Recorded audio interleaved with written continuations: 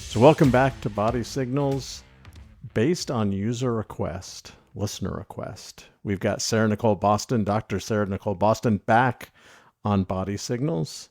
We threw a whole bunch of different topics at her that she said she'd love to come back and talk about, and today we're going to talk about sleep. So, Dr. Sarah-Nicole Bostan, welcome back.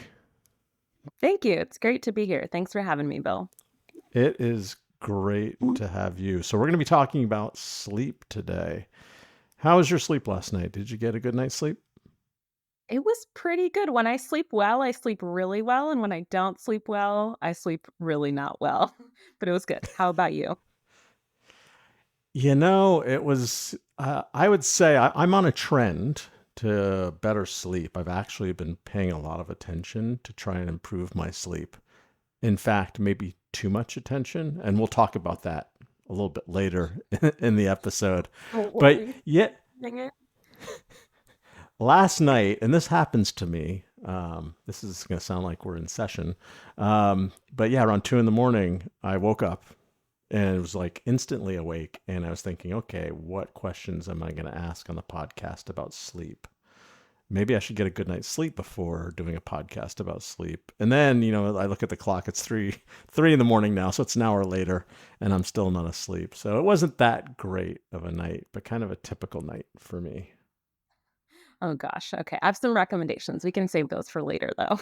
Yeah, let's save those for later. So I know the answer to this question, but some of our listeners may be wondering, okay, this is a weight loss podcast, a weight loss and wellness podcast. Why are we devoting an entire episode? And if I have my preferences, maybe a whole series to a discussion on sleep. Yeah, that's a really good question. There's a lot of nuanced answers, but let me try and answer this concisely. So, what we do during the daytime really strongly influences how we sleep. And there's actually a lot of research studies that have looked at the connection between sleep and metabolism, and sleep and weight loss or weight management, or even just weight stability, and really found that sleep is the critical missing link between weight management and health outcomes that people are striving toward. But it's often forgotten about, by us, by you and me, by folks' medical providers. So it bears repeating, and excited to talk about that a little bit more. Yeah, absolutely. I mentioned just a second ago, I've become obsessed with sleep. It's because I noticed personally, just looking at my Signos data, what a difference I had in my glucose response to a meal based on when I had a good night's sleep and when I had a really poor night's sleep. So, Mhm. yes, there's a lot of interesting things there that are happening with our metabolism. But prior to the call, we were prepping, and you sent me this really interesting abstract about Oh yeah, the sleep. University of And Pittsburgh article. Yeah, I'm happy to yeah, talk about more. I would love to just let's briefly go through it because I think this is fascinating. So it's about sleep and people's ability to stick to some lifestyle changes. Yeah, exactly. So there was a study was recently published and presented, I believe, at the American Association of Heart Health and Cardiologists. And it was a year-long study, actually, where they looked at 125 adults who self-identified, but also according to, American standards of BMI, classified as being overweight or living with obesity. They were primarily female, though some male as well, and they wanted to participate. They chose to participate in a 12-month, what's called a lifestyle change program. So it was a behavioral only weight management program, no medications or supplements. And of course, movement and nutrition changes were discussed as part of that. But they said, hey, for 12 months, sign me up. I want to do something different with my behavior to manage my weight or perhaps lose some weight. And what was really interesting is this was sort of a byproduct of the study, because the study was actually to help these 125 adults lose weight. But what they ended up finding in the data is the adults that reported better sleep or better sleep quality on 6 different dimensions of sleep that they measured actually were better at sticking to their weight loss goals, exercising more, sticking to their calorie, not necessarily restriction, but calories that they were working with a nutritionist to maintain nutritional density of foods they were choosing throughout the day. So that was really surprising, I think, for a lot of people realizing that how well you sleep can actually influence how well you do at losing weight. And interestingly, the way these researchers measured sleep, it's actually a little bit different than most of us think about sleep. It's not just duration, so how long you're in bed for.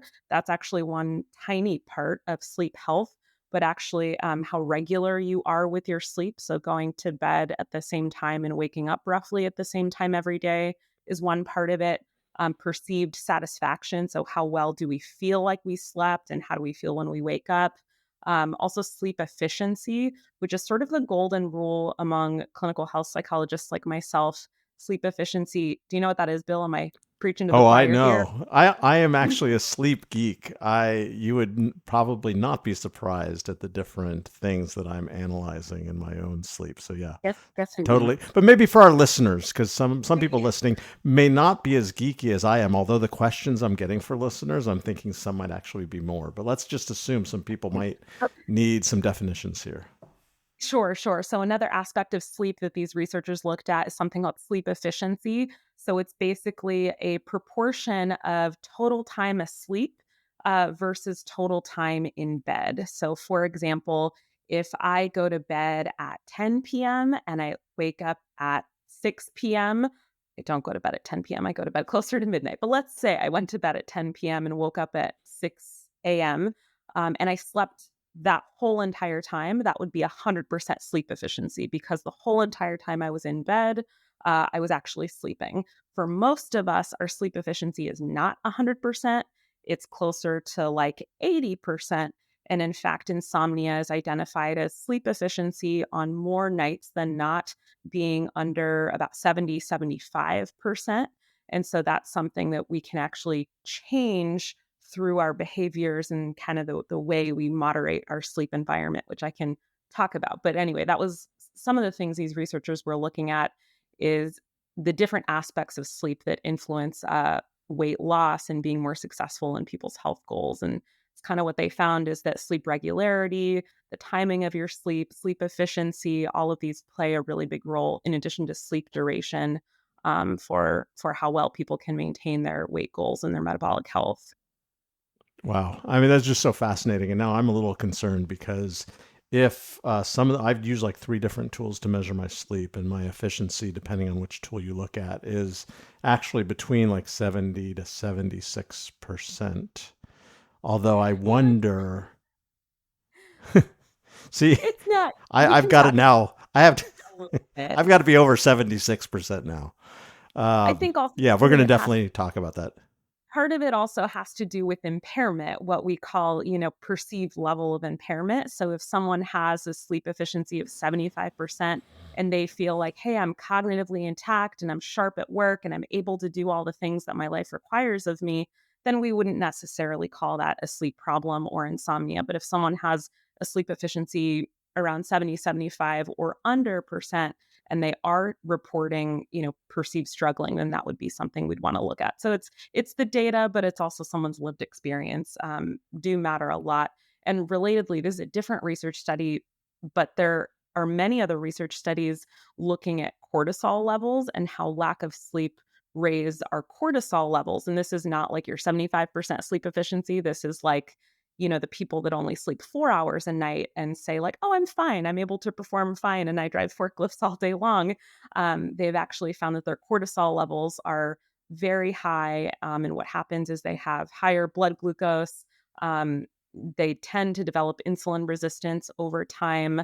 And all of this can lead to weight instability or even things like type 2 diabetes, which we know aren't super great for our health. So, those are some other kind of physiological mechanisms that sleep is involved in.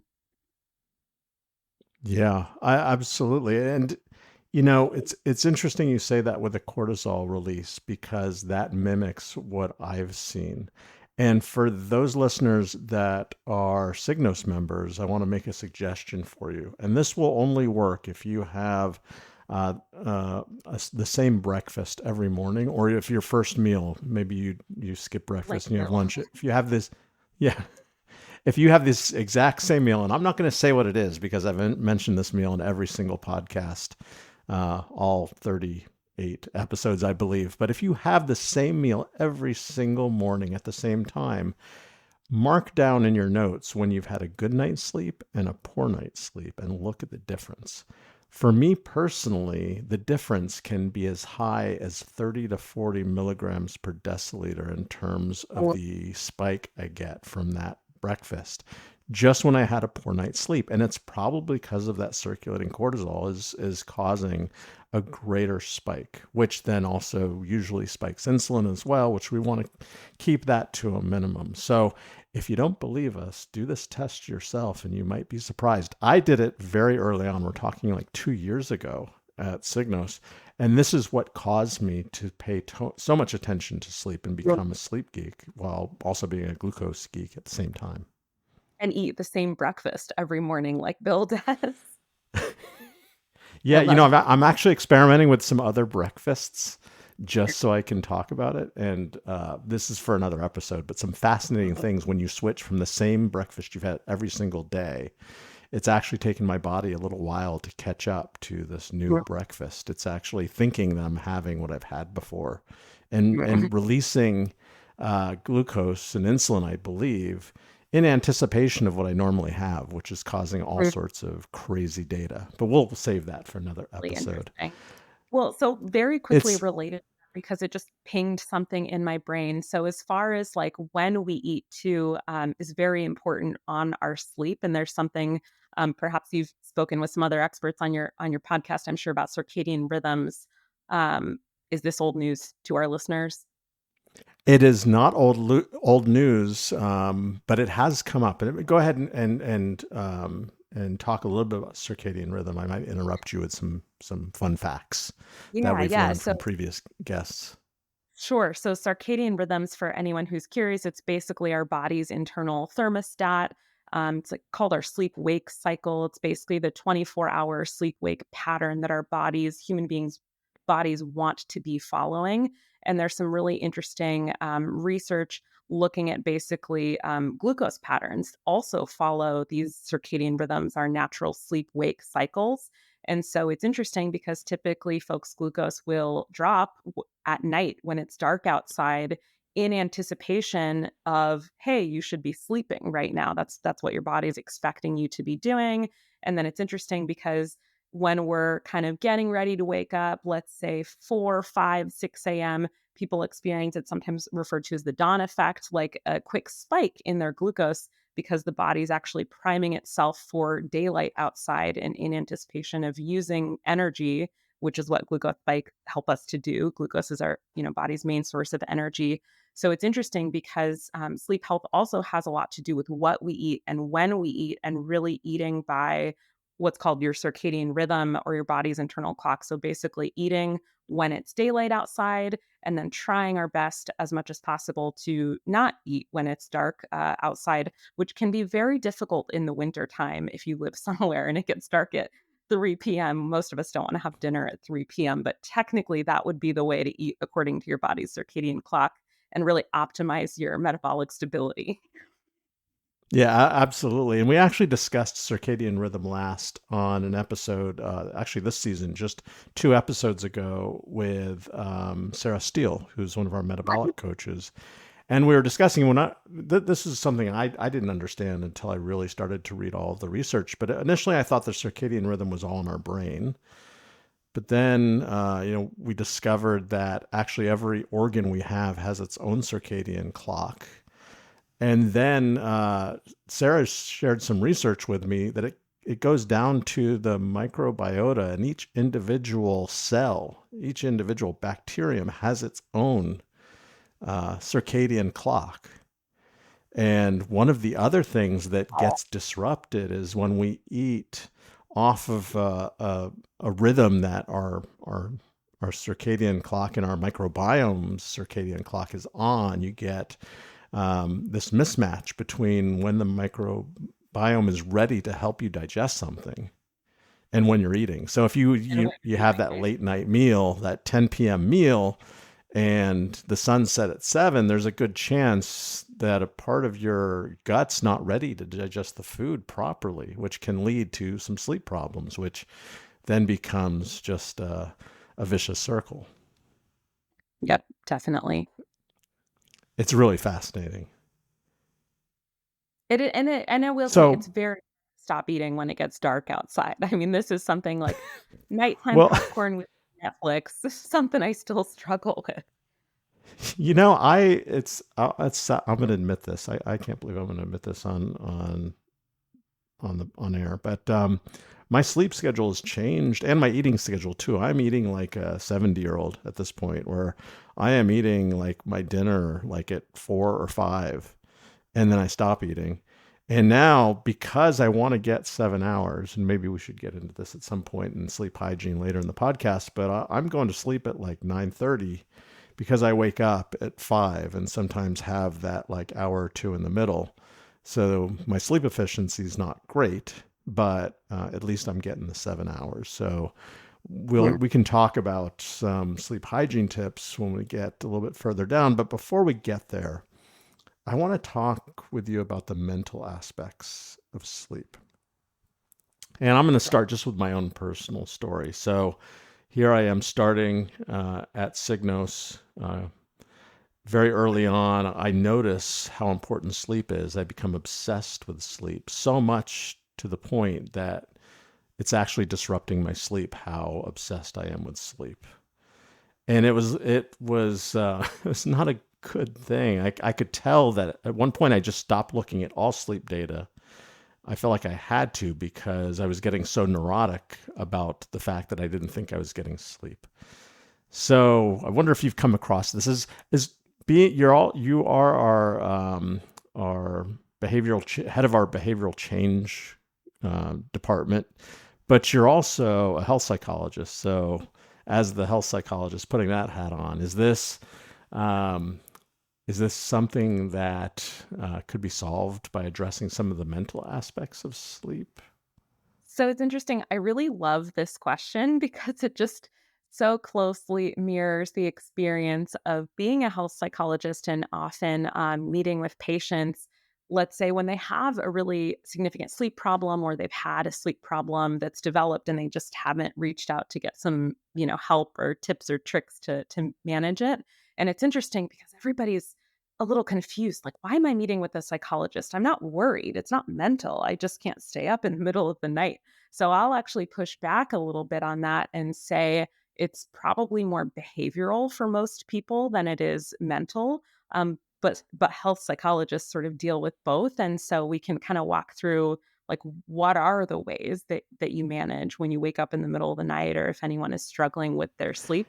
I'll say it's both. I'll say Yeah. it's probably So less mental, a probably question. more. I have a question based on that. So Shoot. when you say it's not mental, it's behavioral. Sorry, this may be an ignorant question, but I kind of think of those as being the same thing. So how is behavioral different than mental? So mental are things that I would consider mental things that are not observable. So they're internal experiences, things like our thoughts and emotions, things that are happening. They are events, but no one can observe them. We can experience them, we can report on them ourselves. But unless someone is living in your body with your exact experience, they wouldn't know what your cognitive or your emotional experiences are. Whereas behavioral, if I was a fly on the window watching a patient sleep, what would they actually be doing that I could monitor, that we could video record in a non-creepy way, that we could measure, that we could them to manipulate or change their behavior around. It's the things that are happening in the external world that are observable. Does that help address Got kind of the you. Yes, well, that explains a lot. And I'm sorry for that question if it was just a dumb question, but no, it's a really good that question. really helps. I was very confused. Like, Yeah, we why am get I confused. Yeah, Yeah, it's a great question. I think it's important. And I will say they're both important to address. But for some people with their sleep problems, it might slate very heavily behavioral. And for some people with sleep problems, it might slate much more on the cognitive and the emotional side. And the really nice thing is what we call evidence based treatments, behavioral treatments for sleep or for insomnia. They actually address both. And you can kind of focus on the areas that someone is struggling with a little bit more. But I can also kind of run through the components of what that would look like if it's helpful. Right, right. So, if we're talking about the two different issues, if it's more mental, then might be dealing with just some talk therapy about, what, like when I wake up at 2 o'clock and there's just all these thoughts going through my head, that would be more mental, where behavioral might be just some things you can do, operant conditioning, other things, I don't know, Yeah, so behavioralist stuff. still wouldn't say talk therapy because there are certain triggers to even those mental aspects. So, thoughts that people have around their sleep or worries when they wake up in the middle of the night. And there's really specific, we call them cognitive behavioral tools that we can help people use and help people learn how to use in the middle of the night or getting ready when they're going to bed. And if they're thinking about what's happening at work the next day, there's really specific tools that we can help people with. Whereas talk therapy, it's much more around kind of open-ended supportive counseling, which is super wonderful, certainly has a place. But with sleep problems in particular, even if it's more mental or more emotional, I wouldn't necessarily recommend talk therapy. I would recommend what's called cognitive behavioral therapy for insomnia. And so it addresses those mental aspects in a very particular way. So, if I were to seek out a psychologist to help me with CBTi, the cognitive behavioral therapy for insomnia, what would it look like? Just kind of walk me through what kind of things I might be doing with that psychologist. Yeah, that's a really great question that I'm happy to answer. So, there's kind of five main components of CBTI, and I can walk us through. But most of them are actually behavioral. I think like four of them you'd probably put in a more behavioral category, and one of them you'd put more in the kind of mental category. So, one is stimulus control. And this is like literally going back to everybody's probably heard of the experiment with Pavlov, Russian guy and his dog, and he'd ring the bell and the dog would start salivating. And then even before he would bring the food in, when the dog would see Pavlov walk through the door, he had made that really strong association that the bell's going to ring. That means food's going to come. Therefore, I should go run over to my owner right now. And it's sort of funny to reduce human behavior, something as important as sleep, to associations in this way and operant conditioning and operant learning. But it's a really big part of sleep and how good we are at sleeping. So, stimulus control is basically kind of those same principles with Pavlov and his dog, where we want to extinguish any negative associations between the bed and undesirable outcomes like worrying or frustration or kind of being awake.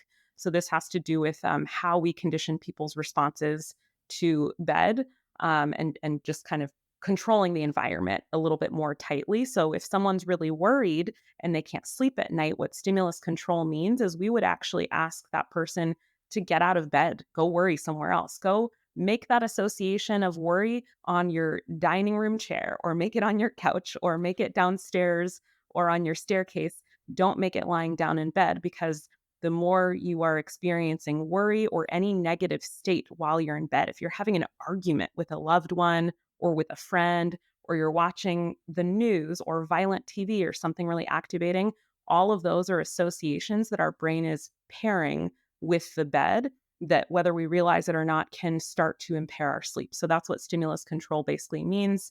Again, highly behavioral. It's like whatever's happening in bed, make sure it has to do with sleep. There's sort of a cardinal rule in CBTI and in sleep treatment, which is the bed should only be used for sleep and sex, shouldn't be used for snacking, shouldn't be used for ironing your clothes. Anything else you're doing, take it somewhere else. So that's basically what stimulus control is.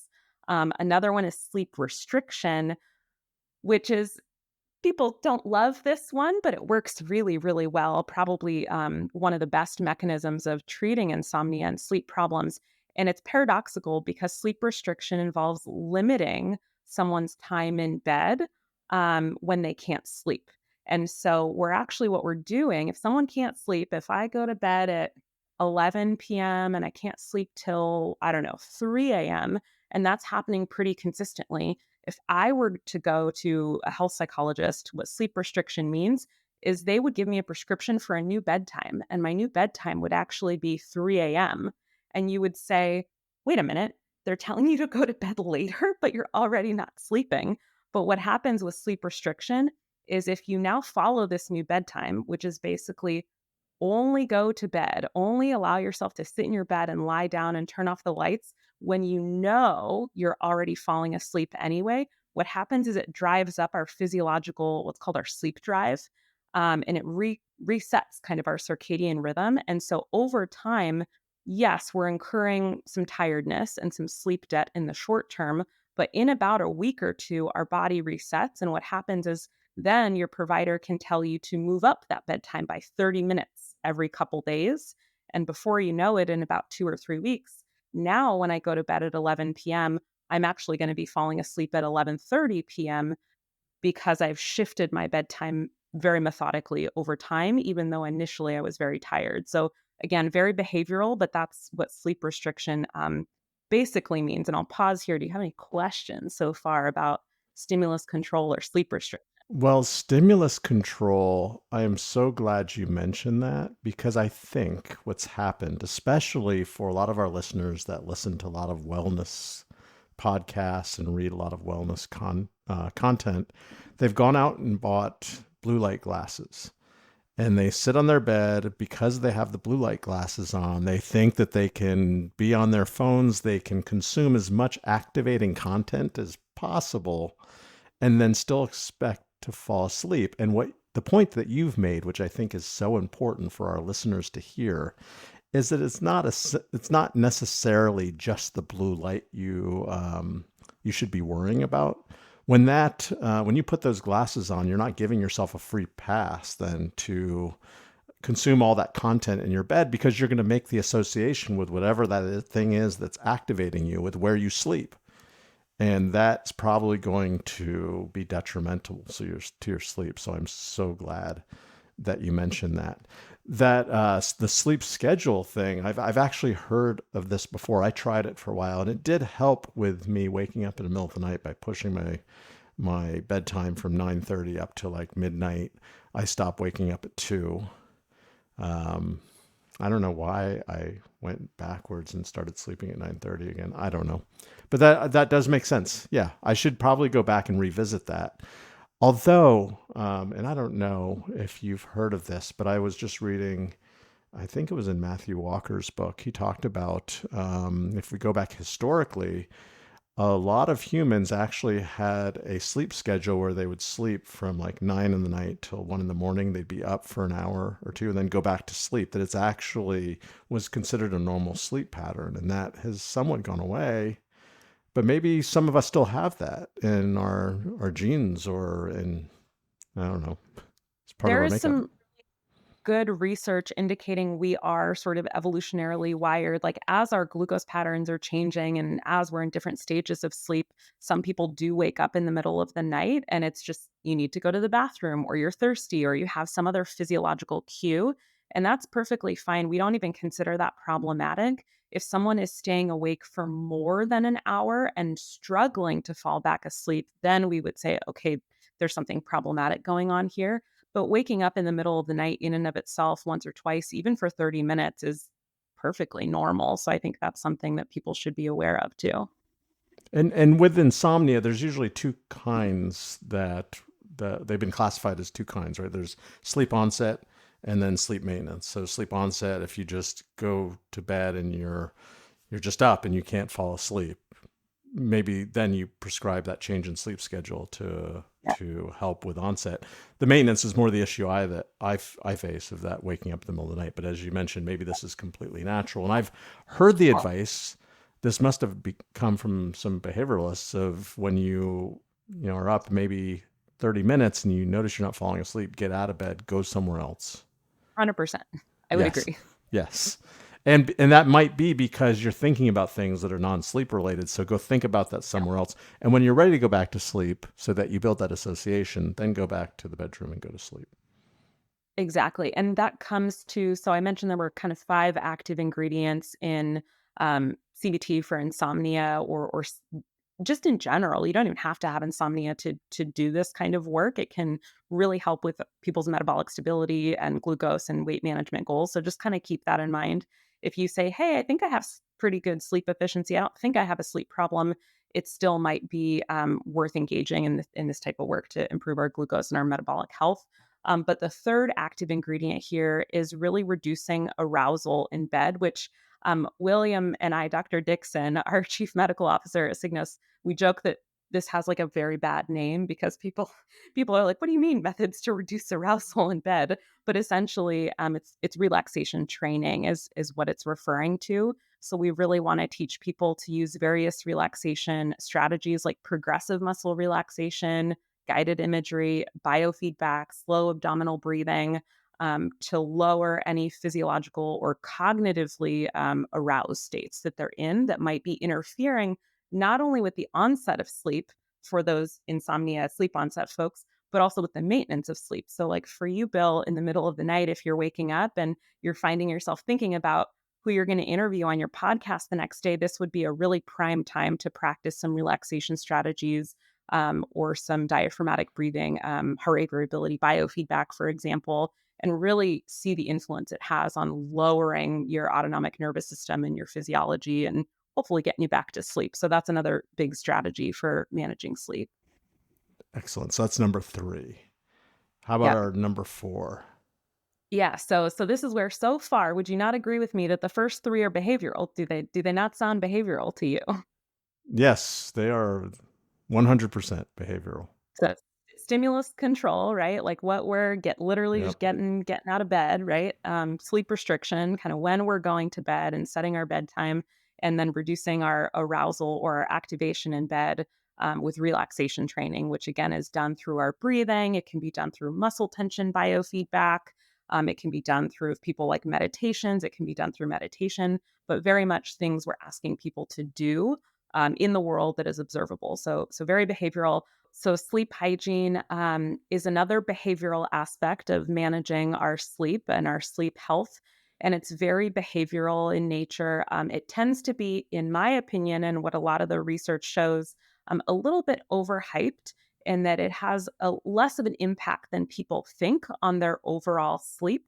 But it's still a really good one to do because it's free and it's easy. It has to do with how we manage our environment. And that includes how we get ready for bed.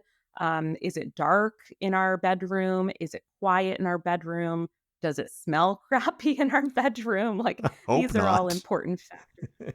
Yeah, I hope not. Does the That's plumbing work in our bedroom? I'm sorry, but I'm going to fix that first, even though the data says it may not move the needle. That's Yeah. top of the list.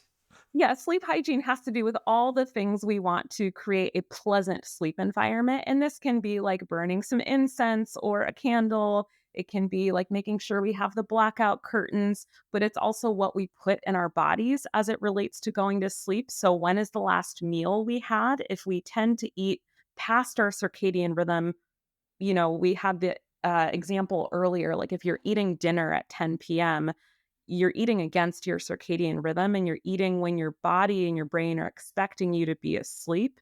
And so that's actually going to raise glucose, and it's going to create some metabolic instability when we're trying to go to bed, and it's going to interfere with sleep. So, sleep hygiene also has to do with moving our dinner up a little bit earlier and maybe eating more nutrient dense foods for dinner before going to sleep, such that our body can process that more efficiently and kind of help us go to bed. So sleep hygiene tends to be the fun things. That's why people like to focus on them. It is important, and definitely make sure your toilets work so it doesn't smell in your bed. That's sleep hygiene. And the fifth piece here, just for time, is the mental piece. It's what we would call cognitive therapy. It's the C in CBTi. And really what it addresses is the thoughts that people are having that contribute to and can sustain any unhealthy emotions as it relates to stress management or sleep or what they're thinking about or sort of what's on their mind. And this really involves looking at any kind of anxiety related thoughts or depression related thoughts or just unhelpful thoughts people might be having. around bedtime, right before bedtime or around bedtime, or thoughts that are waking them up in the middle of the night, emotions that are waking them up in the middle of the night, and basically challenging them, looking at how helpful or unhelpful they are. And if they are helpful thoughts, maybe making some space for them through strategies like acceptance and mindfulness to recognize, okay, this is an important thought for me to be worrying about.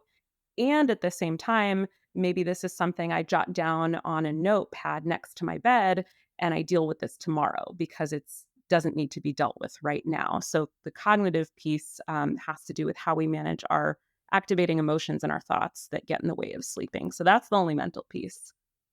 And I think that's an important one you brought up because correct me if I'm wrong, but in a case like that, like if you're struggling with anxiety or other emotional issues, the insomnia might just be a symptom of that Mhm. larger problem that needs to be addressed. No matter what you do, if you still have some issues with anxiety, that might keep you up, regardless of others, or maybe not. Maybe it's a little bit more murky than that. But that's kind of the way I've always thought about it. Yeah, a lot of these things tend to, we call them in sort of the medical bubble, high comorbidity, so they tend to occur a lot together. So you can have Hmm. really bad sleep and have a problem managing your weight, or you can have really bad sleep or poor metabolic health or diabetes. You can have really bad sleep and be really anxious. So it also depends on what is more important for someone.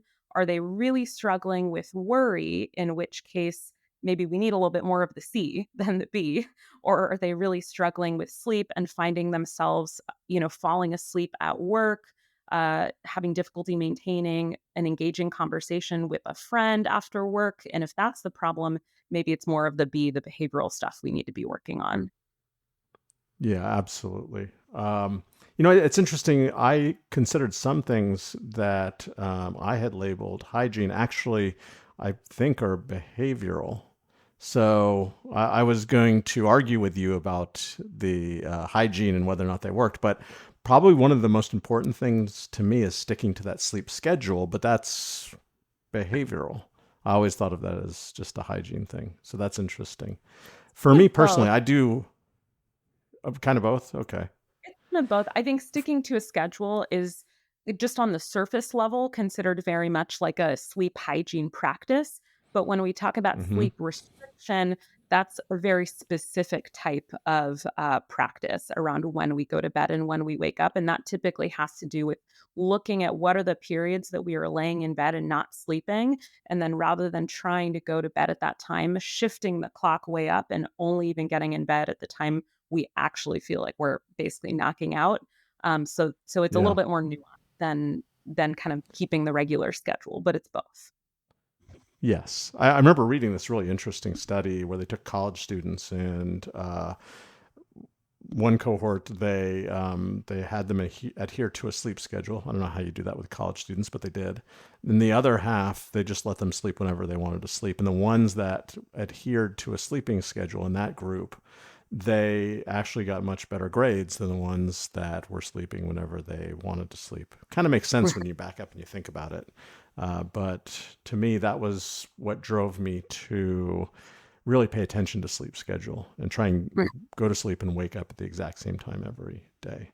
So I wonder, even though they may not move the needle, are there certain sleep hygiene practices that you found have worked? I know I have a few.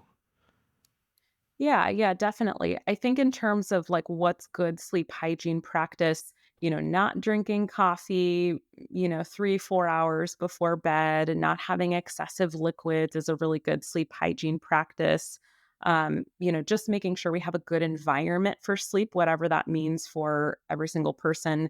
For me, it means like having darkness and not having ambient light coming in from the hallway. Some people like to have night lights in their room. I don't recommend it because again, we're kind of working against our circadian clock and we want it to be dark in our bedroom just like it is outside because that's what our body and our brain is expecting. So making sure it's dark, making sure it's quiet. Those are kind of the things for me that are big ones. And then also not having dinner too late is a really big one for metabolic health and weight management and also sleep hygiene. And I think sometimes that can fall for by the wayside for people. Like I had a really busy day. I want to make sure I get my workout in, or I want to make sure I meet up with a friend, and then they don't plan ahead for meal prepping or things like that, and they might have dinner, order takeout, let's say at 8:30, and I think that's not an ideal sleep hygiene practice if possible. Yeah, and for me, I think one that was the most impactful was sleep temperature.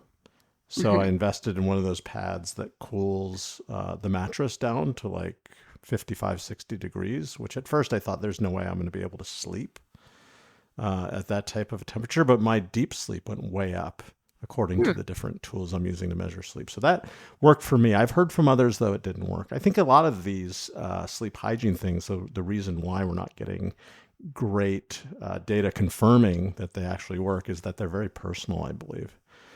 Mhm. The other one that I think goes to circadian rhythm. So this might cross over from just being a sleep hygiene practice, but the idea of getting up and then going outside and actually getting the morning Light. light on my Yeah. eye, and having my coffee, then also doing the exact same thing at sunset. So going outside, going for a short walk at sunset, just to get um, the spectrum of light that you get at those two different times. I had read, the studies aren't that strong, but I had read a few of them that said that this helps you set your circadian rhythm to help with sleep. And it may be a placebo effect, but I found that it worked for me to do those two things. And if I nothing really else, it don't got me outside, right? And got me walking, which is another thing that's Sure. just great to do. And I'm sure it's not placebo effect because it's really what our body is expecting is that during the daylight, that's when we should be using up our glucose and using up our energy and going on walks. I mean, this is probably for another podcast, but there's such an evolutionary mismatch between the way we live our lives today and the way human beings live their lives, 2000 years ago or whatnot. And everything is automated. So we just expend a lot less energy and we tend to live more sedentary lives, and that's nobody's fault. It's just the environment, the new environment of, the 21st century that we live in. So we just have to make sure that we are putting our body in the conditions that it was designed to be in at the right times to make sure that we manage our metabolic health and our weight and are sleeping well. Yes, absolutely agree. Any parting thoughts before we sign off? So many parting thoughts. Gosh. I think don't underestimate for anyone struggling with their sleep, don't underestimate too the power of relaxation training and your breath, which is with you all the time.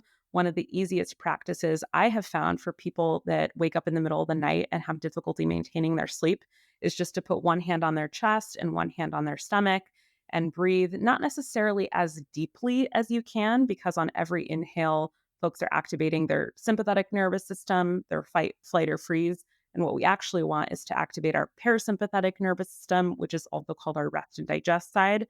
So we want to take roughly a 4-second inhale abdominally and a 6-second exhale and just count for 5 minutes, 10 minutes. And you'll find that you'll tend to fall asleep much faster than you think. Also, a big one related to sleep hygiene, don't watch the clock if you can't sleep or if you wake up in the middle of the night, because that's definitely a sleep interfering behavior as well that wouldn't recommend. Oops, I think I might have violated that one. Well, my parting thought, Dr. Boston, is that we need to have you on again because I think we've just scratched the surface of some of this. I'm sure that I'm going to get some comments from our listeners that want us to go deeper, and we would love to have you on again to talk more about sleep. Yeah, happy to field any questions. Thank you again for having me.